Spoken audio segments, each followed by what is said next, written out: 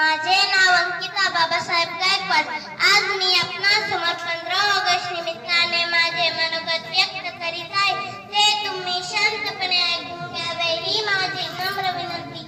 मित्रांनो, आज आपण येथे भारताचा स्वातंत्र्य दिन साजरा करण्यासाठी जमलो आहोत. आपला भारत देश 15 ऑगस्ट 1947 रोजी इंग्रजांच्या गुलामगिरीतून मुक्त झाला. आपल्या भारताला स्वातंत्र्य मिळवून देण्यासाठी अनेक